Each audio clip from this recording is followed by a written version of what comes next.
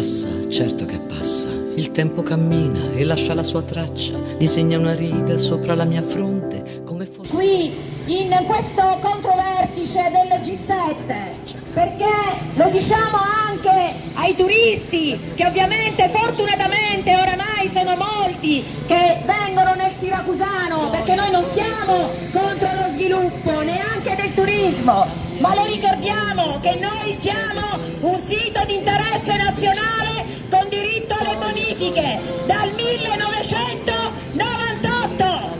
Ma quando le fate queste bonifiche e venite qui in questo territorio a mancare di rispetto alle popolazioni che vivono a ridosso del più grande petrolchimico d'Europa, a parlare di agricoltura e di pesca? Anche noi vogliamo sviluppare la nostra agricoltura e la nostra pesca, ma lo dobbiamo fare in modo tranquillo, senza avere il dubbio della contaminazione da parte degli inquinanti. Oppure gli agricoltori del Siracusano e i pescatori sono cittadini di serie B, oppure non contano. E mi vengono a parlare ovviamente in questo G7 di lotta ai cambiamenti climatici e di ecosostenibilità. Ma quando è che verrà presentato un piano industriale di riconversione che vada verso ovviamente l'ecosostenibilità?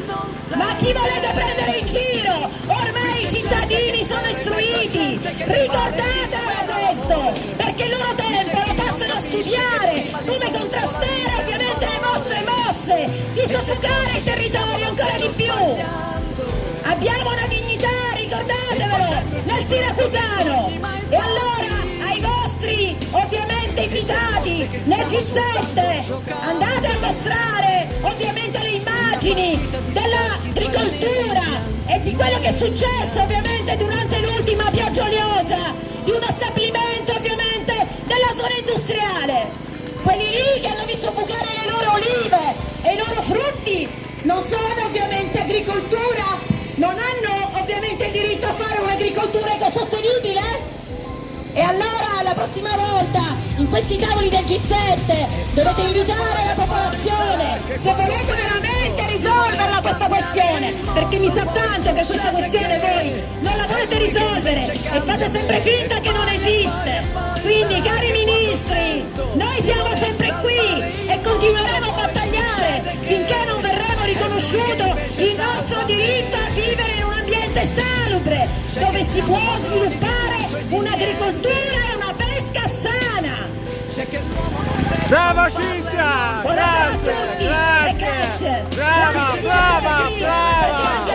Brava, brava! È importante la nostra presenza! È sempre importante raccontare la nostra storia!